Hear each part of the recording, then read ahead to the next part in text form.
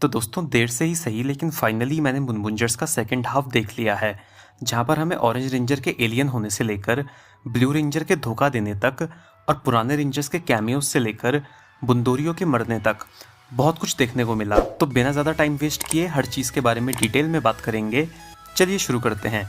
तो बुनबुंजर्स का second half हमारे बहुत से सवालों के आंसर्स दे देता है, जहाँ पर हमें बहुत से ups and downs, highs and lows और ट्विस्ट एंड टर्न्स देखने को मिलते हैं, जिन्हें देखने में बहुत मज़ा आता है।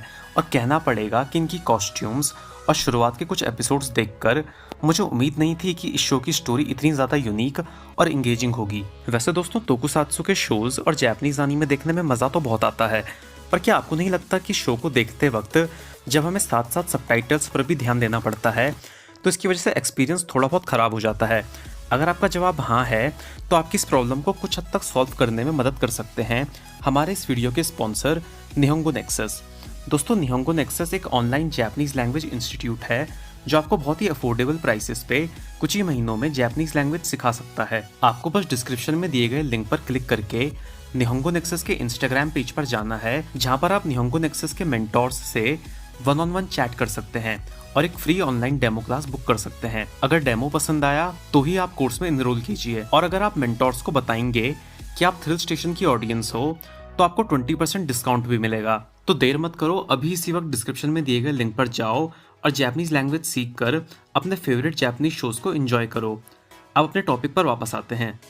तो हम बात कर रहे थे बुनबुंजर्स की स्टोरी की, जो कि काफी अच्छी है। ऐसा बहुत रेयरली किसी शो की स्टोरी में देखने को मिलता है कि दूसरी दुनिया से आए हुए एलियन इंट्रूडर्स डायरेक्ट गवर्नमेंट से कम्युनिकेट कर रहे हैं और कुछ करप्ट ऑफिसर्स अपनी ही पृथ्वी को बीट्रे करके उनका साथ दे रहे हैं, अपनी ही पृथ्वी के हीरोज के खिलाफ लड़ रहे हैं और अपनी पृथ्वी की सारी खुफिया इन्फॉर्मेशन और सीक्रेट्स एलियन इंट्रूडर्स के साथ शेयर कर रहे हैं।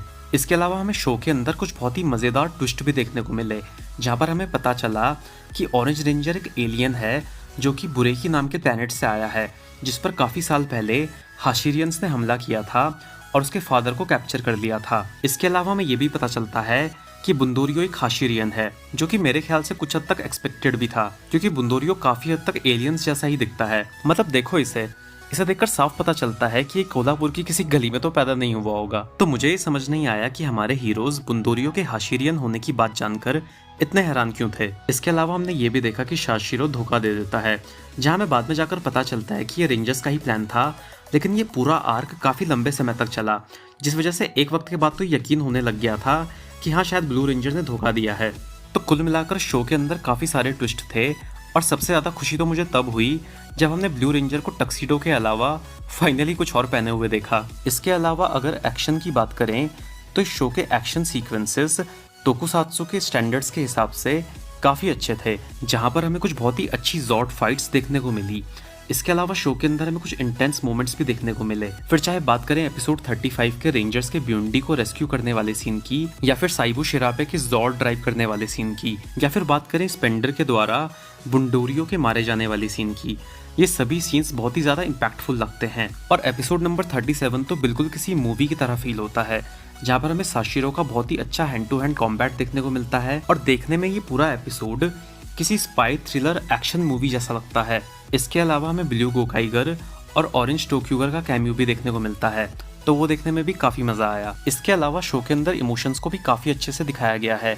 विलेंस को हारता देखकर भी बुरा लग जाए, मेरे ख्याल से ये सिर्फ सुपर सेंटाई ही इतने अच्छे से कर सकता है। अगर विलन की बात करें तो मैं हमेशा कहता हूँ कि विलन दमदार होना चाहिए, और इस शो का विलन सही में दमदार था। साइड विलन्स तो नॉर्मली थे, वो अपनी वही अजीब हरकतें कर रहे थे, कोई साबुन का झाग फैला रहा था तो कोई गिटार बजाकर लोगों को डिस्टर्ब कर रहा था। लेकिन हाशिरियंस का मेन विलन यानी कि वाइल्ड स्पेंडर, वो सही मायने में एक अच्छा विलन था। यहाँ पर मैं उसके फाइटिंग स्किल्स और डायरेक्ट फेस ऑफ की बात नहीं कर रहा, वो सब कुछ तो लगभग हर विलन कर ही लेता है। मैं बात कर रहा हूँ उसके ओवरऑल ऑरा की, जो कि उसके पृथ्वी पर कदम रखने से लेकर आखिरी एपिसोड तक देखने को मिलता है। वो किस तरह से अपनी सराउंडिंग्स की हर चीज को कंट्रोल करता है और किस तरह की पॉलिटिकल पावर होल्ड करता है, वो सब देखने में मजा आता है। साथ ही उसका जनरल ग्रैंड रिस्क भी उसी के लेवल का लग रहा था। तो इन दोनों ही विलन्स को देखने में काफी मजा आया। इस सब के अलावा अगर नेगेटिव्स की बात करें तो इस शो की भी अपने कुछ नेगेटिव पॉइंट्स हैं, जिसमें से एक ये है कि आपको रियलाइज भी नहीं होता और एक जनरल पोजीशन का विलन मर जाता है। मैड्रिक्स वो चश्मे वाला और डिस्ग्रेस, ये सब ऐसे ही मर गए। मतलब वो जो एक बिल्डअप होता है ना कि ये जनरल पोजीशन का विलन है, ये अपना आखिरी अटैक प्लान कर रहा है, इस बार ये या तो मारेगा या मरेगा, वो चीज़ यहाँ पर देखने को नहीं मिलती।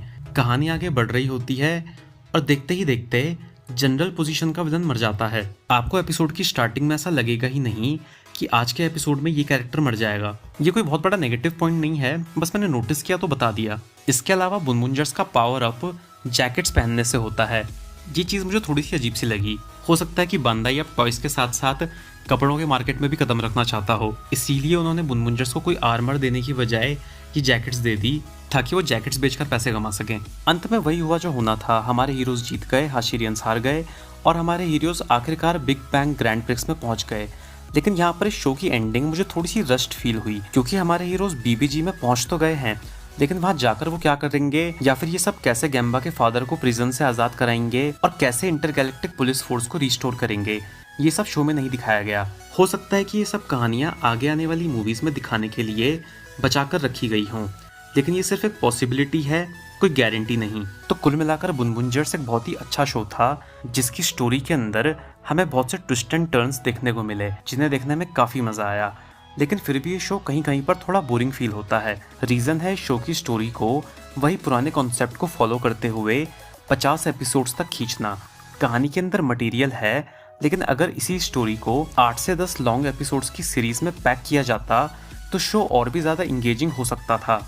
जापानीज कल्चर, मोरल वैल्यूज़ और स्पोर्ट्स को बढ़ावा देने के लिए जो एक्स्ट्रा एपिसोड्स डाले जाते हैं वो देखने में बुरे नहीं हैं, लेकिन कहानी के अंदर कुछ ज़्यादा ऐड नहीं करते। लेकिन जापानीज टेलीविजन पर यही चल रहा है तो क्या कर सकते हैं। खैर, इन्हीं सब बातों के साथ हम इस वीडियो को यहीं पर रैप अप करेंगे। आपको ये शो कैसा लगा मुझे कमेंट्स में ज़रूर बताना, और जाने से पहले डिस्क्रिप्शन में दिए गए लिंक के थ्रू निहोंगो नेक्सस के पेज पर जाकर अपना फ्री ऑनलाइन डेमो बुक कराना बिल्कुल मत भूलना। ये एक फ्री डेमो आपको जापानीज कंटेंट समझने के साथ साथ एक सक्सेसफुल करियर बनाने में भी हेल्प कर सकता है। इस वीडियो में फिलहाल इतना ही। इस वीडियो पर आकर यहाँ तक बने रहने के लिए आप सभी का बहुत बहुत शुक्रिया। आपसे जल्दी मिलेंगे फ्रेंड्स एक नई वीडियो के साथ, तब तक अपना ख्याल रखिए। Thanks for watching.